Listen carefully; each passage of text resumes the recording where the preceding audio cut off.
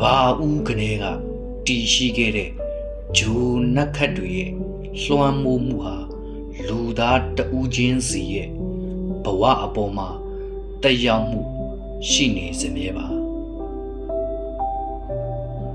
မင်္ဂလာပါကံလန်းညွန်ဘေးရင်ပညာရက်ဆိုင်ရာရိပ်မြုံမှပြန်လေကြိုဆိုလိုက်ပါတယ်ဘဝမှာဘလို့ခြေလှမ်းမျိုးလှမ်းရမလဲဆိုတာဝေခွဲမရဖြစ်နေသူတွေအခက်အခဲတွေကြားကနေထွက်ပေါက်ရှာနေသူတွေအတွက်ကျွန်တော်ရဲ့ဟောပြောချက်တွေဟာအမောင်တွေက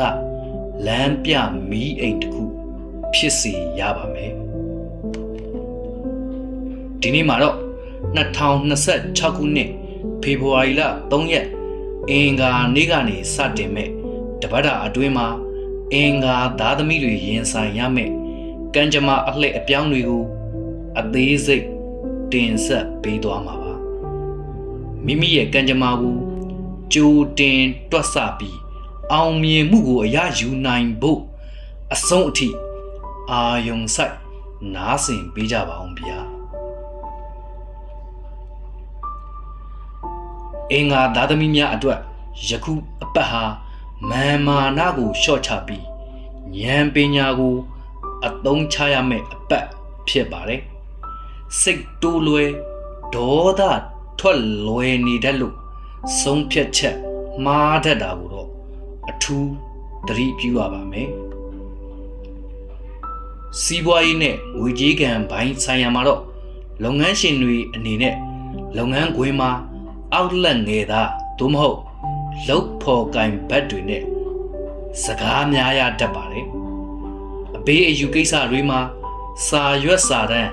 အထောက်အထားခိုင်မာဖို့လိုပါလိမ့်မယ်အဝေးကလာတဲ့သတင်းကောင်းတစ်ခုကြောင့်လုပ်ငန်းတိုးချဲ့ဖို့အခွင့်အရေးရတတ်ပါတယ်ငွေကြေးပိုင်းဆိုင်ရာမှာတော့ရှာသလောက်ပြန်ထွက်နေတဲ့ကာလပါမမျှော်လင့်မဲအလူတန်းကိစ္စသို့မဟုတ်လူမှုရေးကိစ္စတွေမှာငွေအမြောက်အများသုံးဆွဲရတတ်ပါလေဒါပေမဲ့ကံကောင်းတာကတော့လက်လွတ်လိုက်ရတဲ့ငွေတွေဟာနောက်ပိုင်းမှာအကျိုးအမြတ်အနေနဲ့ပြန်ဝင်လာဖို့ရှိနေပါတယ်အခြေရေးနဲ့အိမ်အောင်ရေးမှာတော့လူပြိုအပြိုတွေမှာအခြေရေးမှာဝေခွဲမရဖြစ်နေတတ်ပါတယ်လူဟောင်းကပြန်ပေါ်လာတာမျိုးဒါမှမဟုတ်လူတစ်နှစ်ယောက်ကြားဘာဟီယဖြစ်တာမျိုးကြုံရနိုင်ပါတယ်ဒါကြောင့်စိတ်လိုက်မှန်းပါမဆုံးဖြတ်ပါနဲ့အိမ်အောင်တွေများအတွက်အိမ်တောင်ဘက်ရဲ့အလိုကိုလိုက်ပေးရမယ့်အချိန်မှာစကားအနှဲငယ်များနိုင်ပေမဲ့တူးကိုတူးအလျှော့ပေးလိုက်ရင်ပုံမူခိုင်မြဲတဲ့တန်ရောစဉ်ကိုရရှိမှာဖြစ်ပါတယ်ကျမ်းမာရေးဘိုင်းမှာတော့ခေါင်းကိုက်ခြင်းအာယုံကြောအားနေခြင်းနဲ့မတော်တဆထိခိုက်မှုလေးတွေဖြစ်တတ်တာကြောင့်သတိနဲ့သွားလာကြပါအထူးသဖြင့်မီးလျှက်စစ်ကိုင်းတွေရမှာဂယုစိုက်ကြပါလူမှုရေးအနေနဲ့ကတော့မိမိအပေါ်မကောင်းကြံသူတွေရှိနိုင်ပေမဲ့ဆရာရဲ့ဟောကြားချက်အတိုင်းသတိရှိနေရင်ဘေးကင်းပါလိမ့်မယ်ရန်သူကိုမိတ်ဆွေအဖြစ်ပြောင်းလဲနိုင်မဲ့အခွင့်အရေးရပါလိမ့်မယ်ဒီတစ်ပတ်မှာကံကောင်းစေတဲ့အရာကတော့အနီရင်ရောင်ပန်းရောင်ဖြစ်ပါတယ်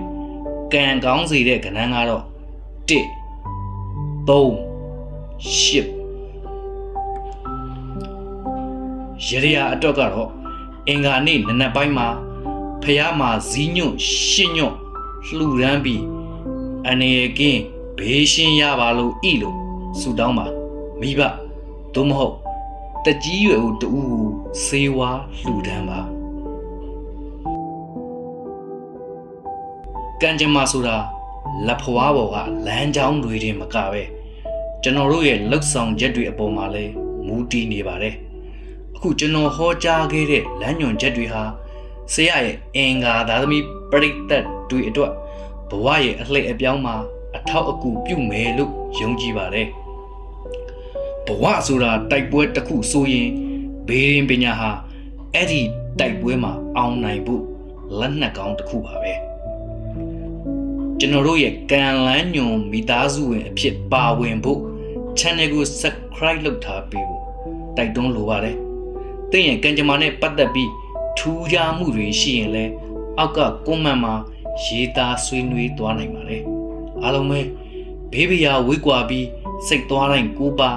ကံကောင်းခြင်းတွေစုံစည်းနိုင်ကြပါစေဗျာ။